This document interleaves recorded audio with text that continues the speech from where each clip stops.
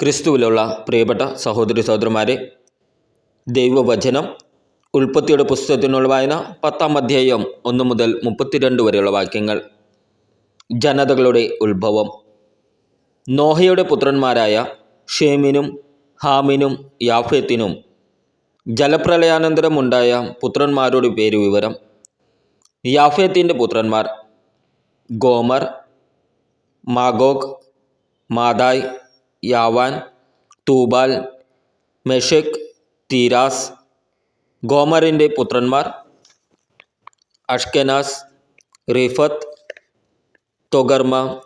യാവാൻ്റെ പുത്രന്മാർ Elisha, താർഷീഷ്, Kittim, ദോദാനിം. ഇവരുടെ സന്തതികളാണ് കടലോരത്തും ദ്വീപുകളിലുമുള്ള ജനങ്ങൾ. അവർ തങ്ങളുടെ ദേശങ്ങളിൽ വെവ്വേറെ ഭാഷകൾ സംസാരിച്ച് വെവ്വേറെ ഗോത്രങ്ങളും ജനതകളുമായി പാർത്തു വരുന്നു. ഹാമിൻ്റെ പുത്രന്മാർ കുഷ്, മിസ്രയീം, ഫൂത്ത്, കാനാൻ എന്നിവർ. കുഷിൻ്റെ പുത്രന്മാർ സേബ, ഹവില, സബ്ത, റാമ, സബ്തേക്ക. റാമയുടെ മക്കളാണ് ഷേബായും ദദാനും. കുഷിന് നിമ്രോദ് എന്നൊരു പുത്രൻ ജനിച്ചു. അവനാണ് ഭൂമിയിലെ ആദ്യത്തെ വീരപുരുഷൻ. അവൻ കർത്താവിൻ്റെ മുമ്പിൽ ഒരു നായാട്ടുവീരനായിരുന്നു. അതുകൊണ്ട് കർത്താവിൻ്റെ മുമ്പിൽ നിബ്ദോറിനെ പോലെ ഒരു നായാട്ടുവീരൻ എന്ന ചൊല്ലുണ്ടായി. ആരംഭത്തിൽ അവൻ്റെ രാജ്യം ഷിനാർ ദേശത്തെ ബാബേലും ഏരേക്കും അക്കാദും അടങ്ങിയതായിരുന്നു. അവിടെ നിന്ന് അവൻ അഷൂറിലേക്ക് കടന്ന് നിനെവെ, റെഹോബോത്ത് പട്ടണം, കാല എന്നിവ പണിതു. നിനെവേക്കും കാലയ്ക്കും മധ്യേ രേസൻ എന്ന വലിയ നഗരവും അവൻ നിർമ്മിച്ചു. മിസ്രയീമിൻ്റെ മക്കളാണ് ലൂദിം, അനാമിം, ലഹാബീം, നഫ്തുഹിം, പത്രൂസിം, കലുസിം, കഫ്തോറിം എന്നിവർ. കസ്ലൂമിൽ നിന്നാണ് ഫിലിസ്തീനയുടെ ഉത്ഭവം. കാനാന് കടിഞ്ഞൂൽ പുത്രനായി സീദോനും തുടർന്ന് ഹേത്തും ജനിച്ചു. ജബൂസ്യർ, അമോര്യർ, ഗിർഗോഷ്യർ, ഹിവ്യർ, അർക്കിയർ, സിന്യർ, അർവാദിയർ, സെമറിയർ, ഹമാത്യർ എന്നീ വംശങ്ങളുടെ പൂർവികനായിരുന്നു കാനാൻ. പിൽക്കാലത്ത് കാനാൻ കുടുംബങ്ങൾ പലയിടത്തേക്കും വ്യാപിച്ചു. കാനാൻ വംശജരുടെ നാട് സീദോനിൽ തുടങ്ങി ഗെരാറിന് നേർക്ക് ഗാസ വരെയും സോദോമിനും ഗോമോറയ്ക്കും അദ്മയ്ക്കും സെബോയിമിനും നേർക്ക് ലാഷ വരെയും നീണ്ടുനിന്നു. ഇതാണ് ഭാഷയും ദേശവും കുലവും അനുസരിച്ച് ഹാമിൻ്റെ സന്തതി പരമ്പര. യാഫേത്തിൻ്റെ മൂത്ത സഹോദരനായ ഷേമിനും മക്കളുണ്ടായി. അവൻ ഏബറിൻ്റെ മക്കൾക്ക് പൂർവ്വപിതാവാണ്.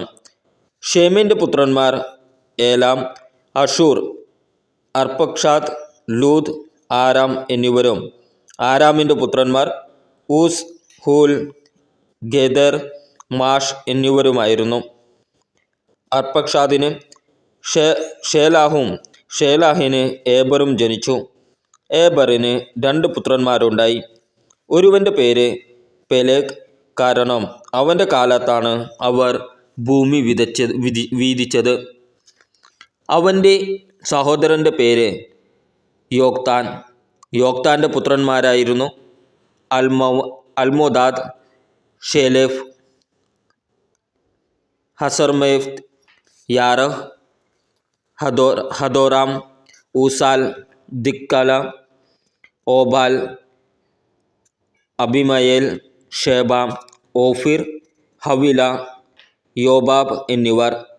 അവർ പാർത്തിരുന്ന നാട് സെഫാറിൻ്റെ മേഷ മുതൽ കിഴക്കുള്ള മലമ്പ്രദേശം വരെ നീണ്ടുനിന്നു. ഇതാണ് ദേശവും ഭാഷയും കുലവും അനുസരിച്ച് ഷേമിൻ്റെ സന്തതി പരമ്പര. ദേശവും തലമുറയും അനുസരിച്ച് നോഹയുടെ മക്കളുടെ കുടുംബചരിത്രമാണിത്. ഇവരിൽ നിന്നാണ് ജലപ്രളയത്തിനു ശേഷം ജനതകൾ ഭൂമിയിലാകെ വ്യാപിച്ചത്. ഉൽപ്പത്തിയുടെ പുസ്തകത്തിനുള്ള വായന 11-ാം അധ്യായം 1 മുതൽ 32 വരെയുള്ള വാക്യങ്ങൾ. ബാബേൽ ഗോപുരം. ഭൂമിയിൽ ഒരു ഭാഷയും ഒരു സംസാര രീതിയും മാത്രമേ ഉണ്ടായിരുന്നുള്ളൂ. കിഴക്ക് നിന്ന് വന്നവർ ഷീനാറിൽ ഒരു സമതല പ്രദേശം കണ്ടെത്തി അവിടെ പാർപ്പുമുറപ്പിച്ചു. നമുക്ക് ഇഷ്ടികയുണ്ടാക്കി ചുട്ടെടുക്കാം എന്ന് അവർ പറഞ്ഞു. അങ്ങനെ കല്ലിന് പകരം ഇഷ്ടികയും കുമ്മായത്തിനു പകരം കളിമണ്ണും അവർ ഉപയോഗിച്ചു. അവർ പരസ്പരം പറഞ്ഞു, നമുക്ക് ഒരു പട്ടണവും ആകാശം മുട്ടുന്ന ഒരു ഗോപുരവും തീർത്ത് പ്രശസ്തി നിലനിർത്താം, അല്ലെങ്കിൽ നാം ഭൂമുഖത്താകെ ചിന്നിച്ചിതറിപ്പോകും. മനുഷ്യർ നിർമ്മിച്ച നഗരവും ഗോപുരവും കാണാൻ കർത്താവ് ഇറങ്ങി വന്നു. അവിടുന്ന് പറഞ്ഞു, അവരിപ്പോൾ ഒരു ജനതയാണ്, അവർക്ക് ഒരു ഭാഷയും. അവർ ചെയ്യാനിരിക്കുന്നതിൻ്റെ തുടക്കമേ ആയിട്ടുള്ളൂ. ചെയ്യാൻ ഒരുമ്പെടുക്കുന്നതൊന്നും അവർക്കിനി അസാധ്യമായിരിക്കില്ല. നമുക്ക് ഇറങ്ങിച്ചെന്ന് അവരുടെ ഭാഷ പരസ്പരം ഗ്രഹിക്കാനാവാത്ത വിധം ഭിന്നിപ്പിക്കാം. അങ്ങനെ കർത്താവ് അവരെ ഭൂമുഖത്തെല്ലാം ചിതറിച്ചു. അവർ പട്ടണം പണി ഉപേക്ഷിച്ചു. അതുകൊണ്ടാണ് ആ സ്ഥലത്തിന് ബാബേൽ എന്നു പേരുണ്ടായത്. അവിടെ വച്ചാണ് കർത്താവ് ഭൂമിയിലെ ഭാഷ ഭിന്നിപ്പിച്ചതും അവരെ നാടാകെ ചിതറിച്ചതും. ഷേം മുതൽ അബ്രാം വരെ. ഷേമിൻ്റെ വംശാവലി. ഷേമിന് 100 വയസ്സായപ്പോൾ അർപ്പക്ഷാദ് ജനിച്ചു. ജലപ്രളയം കഴിഞ്ഞ് 2-ാം വർഷമായിരുന്നു അത്. അർപ്പക്ഷാദിൻ്റെ ജനനത്തിന് ശേഷം ഷേം 500 വർഷം ജീവിച്ചു. അവന് വേറെയും പുത്രന്മാരും പുത്രിമാരും ഉണ്ടായി. 35 വയസ്സായപ്പോൾ അർപ്പക്ഷാദിന് ഷേലാഹ് ജനിച്ചു. ഷേലാഹിൻ്റെ ജനനത്തിന് ശേഷം അർപ്പക്ഷാദ് 403 വർഷം ജീവിച്ചു. അവന് വേറെയും പുത്രന്മാരും പുത്രിമാരും ഉണ്ടായി. 30 വയസ്സായപ്പോൾ ഷേലാഹിന് ഏബർ ജനിച്ചു. ഏബർ ജനിച്ചതിന് ശേഷം 403 വർഷം ഷേലാഹ് ജീവിച്ചു. അവന് വേറെയും പുത്രന്മാരും പുത്രിമാരും ഉണ്ടായി. 34 വയസ്സായപ്പോൾ ഏബറിന് പെലേഗ് ജനിച്ചു.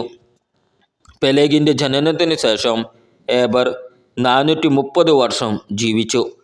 അവന് വേറെയും പുത്രന്മാരും പുത്രിമാരും ഉണ്ടായി. 30 വയസ്സായപ്പോൾ പെലേഗിന് റേവു ജനിച്ചു.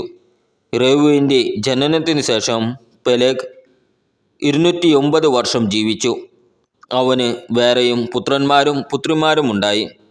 32 വയസ്സായപ്പോൾ റേവുവിന് സെറൂഗ് ജനിച്ചു. സെറൂഗിൻ്റെ ജനനത്തിന് ശേഷം റേവു 207 വർഷം ജീവിച്ചു. അവന് വേറെയും പുത്രന്മാരും പുത്രിമാരും ഉണ്ടായി. 30-ാം വയസ്സായപ്പോൾ സെറൂഗിന് നാഹോർ ജനിച്ചു. നാഹോറിൻ്റെ ജനനത്തിന് ശേഷം സെറൂഗ് 200 വർഷം ജീവിച്ചു. അവന് വേറെയും പുത്രന്മാരും പുത്രിമാരും ഉണ്ടായി. 29 വയസ്സായപ്പോൾ നാഹോറിന് തെരാഹ് ജനിച്ചു. തെരാഹിൻ്റെ ജനനത്തിന് ശേഷം നാഹോർ 119 വർഷം ജീവിച്ചു. അവന് വേറെയും പുത്രന്മാരും പുത്രിമാരും ഉണ്ടായി. 70 വയസ്സെത്തിയതിനു ശേഷം തേഹാറിന് അബ്രാം, നാഹോർ, ഹാരാൻ എന്നീ പുത്രന്മാർ ജനിച്ചു. തേരാഹിൻ്റെ പിന്മുറക്കാർ ഇവരാണ്. തേരാഹിൻ്റെ പുത്രന്മാരാണ് അബ്രാമും നാഹോറും ഹാരാനും.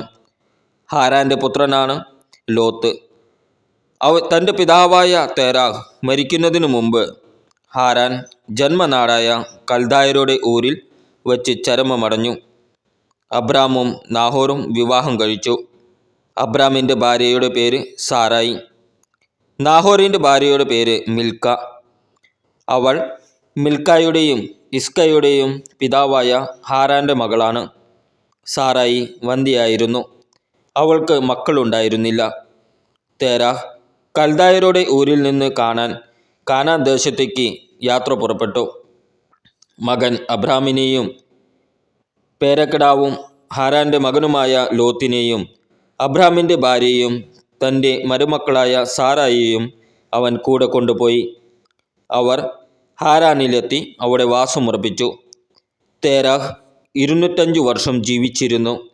അവൻ ഹാരാനിൽ വെച്ച് മൃതിയടഞ്ഞു. ഉൽപ്പത്തിയുടെ പുസ്തകത്തിനുള്ള വായന 12-ാം അധ്യായം 1 മുതൽ 20 വരെയുള്ള വാക്യങ്ങൾ. കർത്താവ് അബ്രാമിനെ വിളിക്കുന്നു. കർത്താവ് അബ്രാമിനോട് അരുളി ചെയ്തു, നിന്റെ ദേശത്തെയും ബന്ധുക്കളെയും പിതൃഭവനത്തെയും വിട്ട് ഞാൻ കാണിച്ചു തരുന്ന നാട്ടിലേക്ക് പോവുക. ഞാൻ നിന്നെ വലിയൊരു ജനതയാക്കും. നിന്നെ ഞാൻ അനുഗ്രഹിക്കും. നിന്റെ പേര് ഞാൻ മഹത്വമാക്കും. അങ്ങനെ നീ ഒരു അനുഗ്രഹമായിരിക്കും. നിന്നെ അനുഗ്രഹിക്കുന്നവരെ ഞാൻ അനുഗ്രഹിക്കും. നിന്നെ ശപിക്കുന്നവരെ ഞാൻ ശപിക്കും. നിന്നിലൂടെ ഭൂമുഖത്തെ വംശങ്ങളെല്ലാം അനുഗ്രഹീതരാകും. കർത്താവ് കൽപ്പിച്ചതനുസരിച്ച് അബ്രാം പുറപ്പെട്ടു. ലോത്തും അവൻ്റെ കൂടെ തിരിച്ചു. ഹാരാൻ ദേശത്തോട് വിട പറഞ്ഞപ്പോൾ അബ്രാമിന് 75 വയസ്സ് പ്രായമായിരുന്നു. അബ്രാം ഭാര്യ സാറായിയെയും സഹോദരപുത്രൻ ലോത്തിനെയും കൂടെ കൊണ്ടുപോയി. ഹാരാനിൽ തങ്ങൾ നേടിയ സമ്പത്തും ആളുകളുമായി അവർ കാനാൻ ദേശത്തേക്ക് പുറപ്പെട്ട് അവിടെ എത്തിച്ചേർന്നു. അബ്രാം ആ ദേശത്തിലൂടെ സഞ്ചരിച്ച് ഷെക്കേമിൽ മോരയുടെ മൂക്കുമരം വരെ എത്തി. അക്കാലത്ത് കാനാൻകാർ അവിടെ പാർത്തിരുന്നു. കർത്താവ് അബ്രാമിന് പ്രത്യക്ഷപ്പെട്ട് അരുളി ചെയ്തു, ഈ നാട് നിന്റെ സന്തതികൾക്ക് ഞാൻ കൊടുക്കും. തനിക്ക് പ്രത്യക്ഷപ്പെട്ട് കർത്താവിന് അബ്രാം അവിടെ ഒരു ബലിപീഠം പണിതു. തനിക്ക് പ്രത്യക്ഷപ്പെട്ട കർത്താവിന് അബ്രാം അവിടെ ഒരു ബലിപീഠം പണിതു. അവിടെ നിന്ന് അവൻ ബഥേലിന് കിഴക്കുള്ള മലമ്പ്രദേശത്തേക്ക് കടന്ന് അവിടെ ബഥേലിന് കിഴക്കും ആയിക്ക് പടിഞ്ഞാറുമായി താവളമടിച്ചു. അവിടെ ഒരു ബലിപീഠം പണിത് കർത്താവിൻ്റെ നാമം വിളിച്ചു. അവിടെ നിന്ന് അബ്രാം നെഗേബിന് നേരെ യാത്ര തുടർന്നു. അബ്രാം ഈജിപ്തിൽ. അവിടെ ഒരു ക്ഷാമമുണ്ടായി. കടുത്ത ക്ഷാമമായിരുന്നതിനാൽ ഈജിപ്തിൽ പോയി പാർക്കാമെന്ന് കരുതി അബ്രാം അങ്ങോട്ട് തിരിച്ചു. ഈജിപ്തിലെത്താറായപ്പോൾ ഭാര്യ സാറായിയെ വിളിച്ച് അവൻ പറഞ്ഞു, നീ കാനാൻ അഴകുള്ളവളാണെന്ന് എനിക്കറിയാം. നിന്നെ കാണുമ്പോൾ ഈജിപ്തുകാർ പറയും, ഇവൾ അവൻ്റെ ഭാര്യയാണ്. എന്നിട്ട് എന്നെ അവർ കൊന്നുകളയും. നിന്നെ ജീവിക്കാൻ അനുവദിക്കുകയും ചെയ്യും. നീ മൂലം എനിക്ക് ആപത്തുണ്ടാകാതിരിക്കാൻ നിന്നെ പ്രതി അവർ എൻ്റെ ജീവൻ രക്ഷിക്കാൻ വേണ്ടി നീ എൻ്റെ സഹോദരിയാണെന്ന് പറയണം. അവർ ഈജിപ്തിലെത്തി. അവൾ കാണാൻ വളരെ അഴകുള്ളവളാണെന്ന് ഈജിപ്തുകാർ മനസ്സിലാക്കി. അവളെ കണ്ടപ്പോൾ ഫറവോയുടെ സേവകന്മാർ അവളെപ്പറ്റി ഫറവോയോട് പുകഴ്ത്തി പറഞ്ഞു. അവൾ ഫറവോയുടെ കൊട്ടാരത്തിലേക്ക് ആനയിക്കപ്പെട്ടു. ഫറവോ അവളെ പ്രതി അബ്രാമിനോട് നന്നായി പെരുമാറി. അവന് ആടുകൾ, കാളകൾ, കഴുതകൾ, ഒട്ടകങ്ങൾ, വേലക്കാരികൾ എന്നിവ ലഭിച്ചു. പക്ഷേ അബ്രാമിൻ്റെ ഭാര്യ സാറായി പ്രതി കർത്താവ് ഫറവോയെയും കുടുംബത്തെയും മഹാമാരികളാൽ പീഡിപ്പിച്ചു. തന്മൂലം ഫറവോ അബ്രാമിനെ വിളിച്ചു പറഞ്ഞു, നീ ഈ ചെയ്തത് എന്താണ്? അവൾ നിന്റെ ഭാര്യയാണെന്ന് എന്നോട് പറയാതിരുന്നത് എന്തുകൊണ്ട്? അവൾ സഹോദരിയാണ് എന്ന് നീ പറഞ്ഞതെന്തിന്? അതുകൊണ്ടല്ലേ ഞാൻ അവളെ ഭാര്യയായി സ്വീകരിച്ചത്. ഇതാ നിന്റെ ഭാര്യ. അവളെയും കൊണ്ട് സ്ഥലം വിടുക. ഫറവോ തൻ്റെ ആൾക്കാർക്ക് അബ്രാമിനെ കുറിച്ച് കൽപ്പന കൊടുത്തു. അവർ അവനെയും ഭാര്യയെയും അവൻ്റെ വസ്തുവകകളോടുകൂടി യാത്രയാക്കി. നമ്മുടെ കർത്താവായ ഈശോ മിശിഹായ്ക്ക് സ്തുതി.